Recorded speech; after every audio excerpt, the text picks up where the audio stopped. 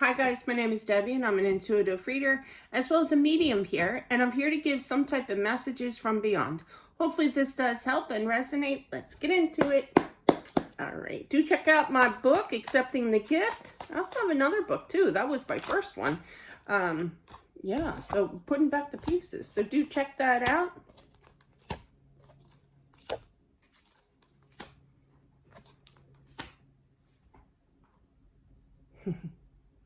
This is a mother figure. I keep asking, is it a grandmother figure or mother figure? And I keep feeling mother figure. Although I do feel that she is very young. Like in her late 30s, I'm feeling. And it's kind of like when she immediately went over to the other side, High Priestess. It's like they love her over there. Now, she could have a very strong religious belief, you know? Like, she has literally, like, years ago, made reservations for, like, first row, you know, of, like, flute playing. Like, I just picture sometimes my imagination goes wild.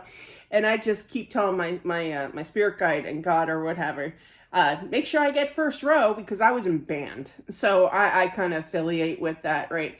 So if you get first chair, that means you're good. But yeah, so it's kind of like she was a good person. She was a wholesome person here. But I do feel that she passed at a very young age, like in her late 30s, I'm feeling. I literally feel 38, okay? I might be off with that, but yeah. But I feel it's kind of like when she arrived, she literally walked through the pearly gates. She's showing me this, and she's like, surprise! She does have a sense of humor. She has a personality here. She's saying it's absolutely beautiful. Nothing that she ever envisioned, you know? You know how you, like, when you talk to somebody on the phone and then you actually meet them in person, it's kind of like, whoa. That imaginary face that I implanted in my brain by your voice, it's like it doesn't match the actual person. Weird.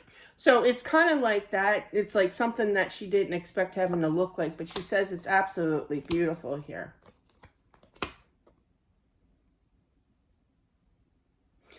That's cute. She has like all these, like she must have kids. But I just feel like all these little kids like come up to her as like it's like a Mother Teresa energy, you know? Like she talks to these kids. She definitely had children, I'm feeling. But she has this special bond on the other side with just pure stranger children, you know, that just come up and run up to her. And she loves that. Very caring, very nurturing. Always, she just had that motherly gene in her, you know?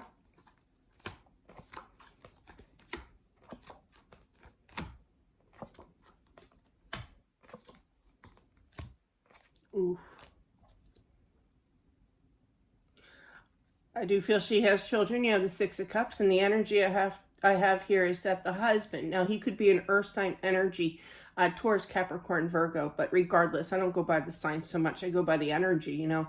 He's the man in charge, basically now, you know, with job, with money, with responsibility, with kids and everything. He's got a lot on his plate.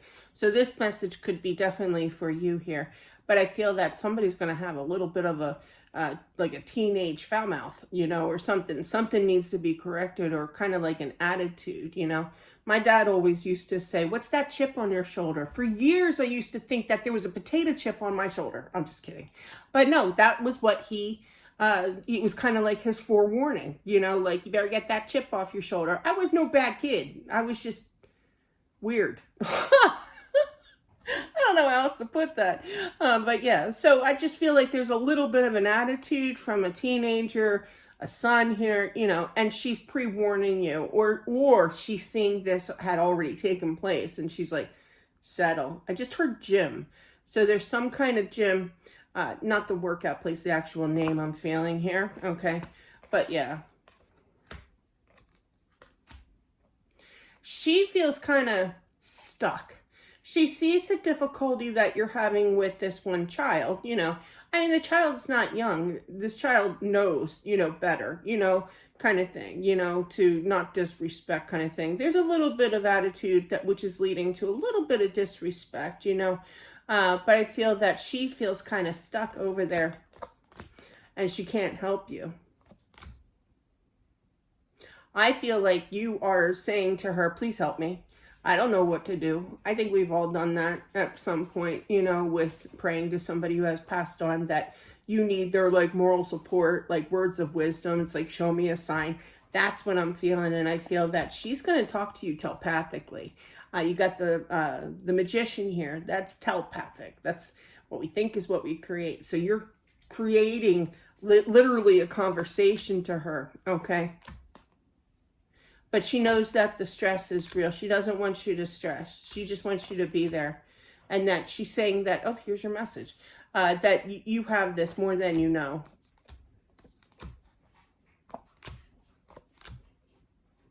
I feel like she heard you say, I didn't realize it was going to be this tough. You know, I feel like, you know, missing her, like everything's categorized in different manners. But to take care of a teenager is a whole nother ballgame, you know. And I feel that you didn't realize that, how tough it was, how much, like he's like saying basically that he appreciates everything that you've done, okay, as the mom with the kids. Yeah.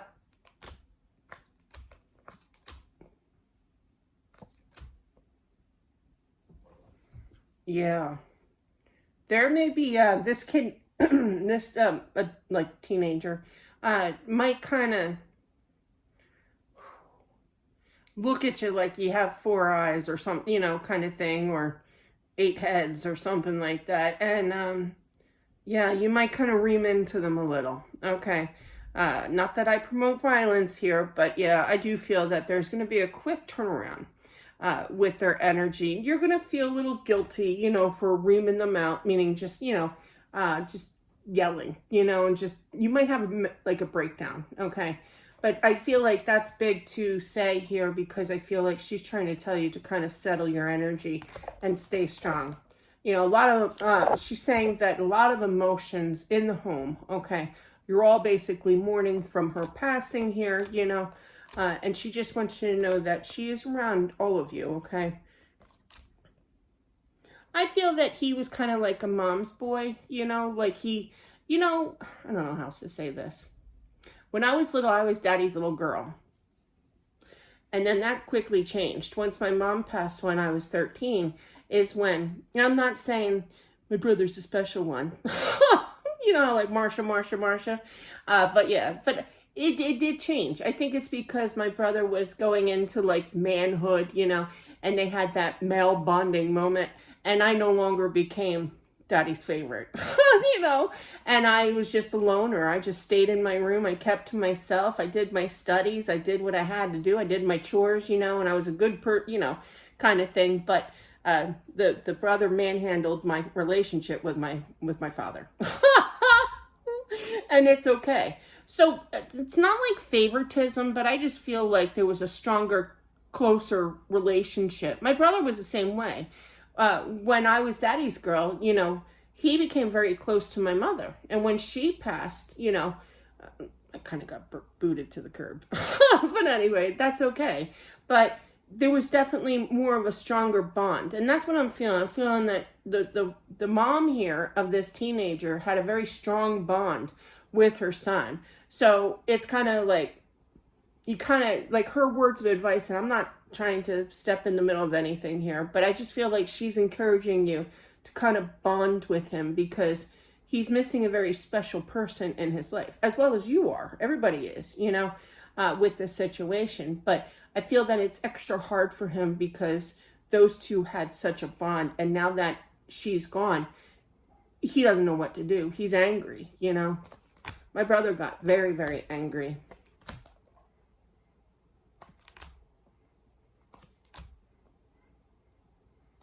One day seems just like the next day. It just rolls into the next. It's kind of like, did I even sleep? So she's saying that you could possibly not be sleeping here. But it's kind of like, I can't wait to the end of the week. You know, you look forward to a special day. You know, you look forward, you could be, you know, telling yourself, I'm going to go out. Like, I have neighbors. I live in a gated community. It's not as fancy as it sounds, believe me. But there is a lake. I'm not even close to it. But yeah, and, you know, there's people out there that have boats. I don't, and I'm fine with that. But yeah, they have boats, and they like to go out on Sundays and take a boat ride.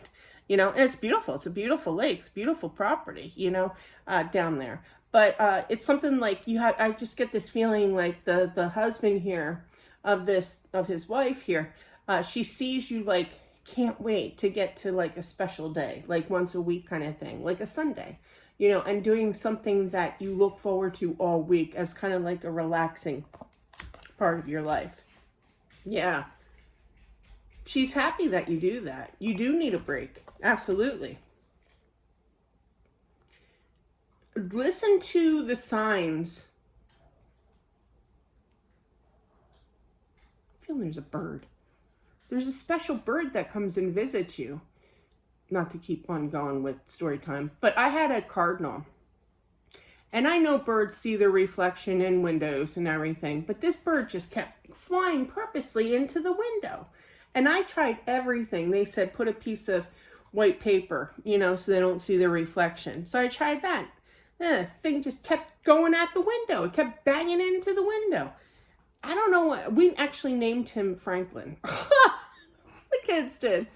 I mean, he was here for probably, and it was weird because it was like literally a month after my husband passed. And Franklin would visit us every morning at 8:30 in the morning. And there were times where the kids would get up extra early because they did homeschooling, so they were home. And they would purposely run into the kitchen at the bay window and watch for Franklin to nose dive into the window. You know, not like that, but you know what I mean. They knew that he was going to be there every morning. Birds are very spiritual, believe it or not. But there's some kind of, you could be affiliated with like a bird. You seeing a bird or like the same bird. Eventually, Franklin left, you know. I mean, after years, he finally left. I don't know what happened to him. And then all of a sudden I start seeing a blue jay, and the blue jay kept coming out, you know, coming over. He didn't bang into the window, but he liked to sit on my air conditioning unit and look at me through the window on top. But yeah, we never named him. But anyway, so birds are very symbolic to the faith, okay, to the universe here. They're symbols, you know. And I feel that there's some kind of relevance to a bird that either you have seen already or you will be seeing it. But that's her way to say that, hey, I'm here. You know, she's going to present herself somehow to you. I'm sorry that you're going through a rough time. You might want to rise your vibration level a little bit. Burning some sage will help with this. When our vibration level is kind of low, it's hard to feel sense. I feel to some degree that you don't have to be a medium, you know, but I feel that you can always, like, you can sense. It's just how high you can get your vibration and not, like, do it legally. Okay. But yeah, it's being happy. It's, and, you know, sadness is normal. Okay. And I'm not saying you better stop being sad. I'm not saying that. Okay. What I am saying is try to burn some sage to help release that, you know, negative vibes a little bit, you know, the sadness. It'll help release that energy, and then it will raise your vibration. You might be able to hear her, sense her at least, sense her energy, like eyes on you. I know people have done that. I myself live with that every day. But yeah, but you're going to be thinking of her, you know, and you're going to eventually feel her energy around you. She's very sweet, I have to say.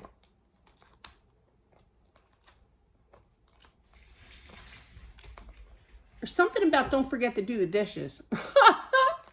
That's something my husband would tell me. This is her, though. This is a female. But yeah, you have to do the dishes. I don't know why. That's significant. I guess there's kind of like an ongoing joke here with, I don't think a lot of people like doing dishes. I don't know. But yeah, I like it, but, you know. But yeah, it's not my favorite chore. But definitely you have to do the dishes here. But, you know, I feel like there's a moment where you're going to kind of, where she wants you to kind of settle with your mind. The days are long, the weeks are longer, you know, kind of thing. Making a plan for your future, I feel, is what she wants to do with that 7 of Cups that's being up in your head kind of thing. And the Knight of Pentacles. It's going to take time to heal. It's going to take time to make a plan in your life and follow through with it. But it's kind of like you have to reschedule your life again. And she's right there with you 110%. So that's what I have for whomever this is meant for. Thank you all for watching. I do appreciate it. I love this message. What a beautiful message. She's right there, you know, with you. And that's what I have.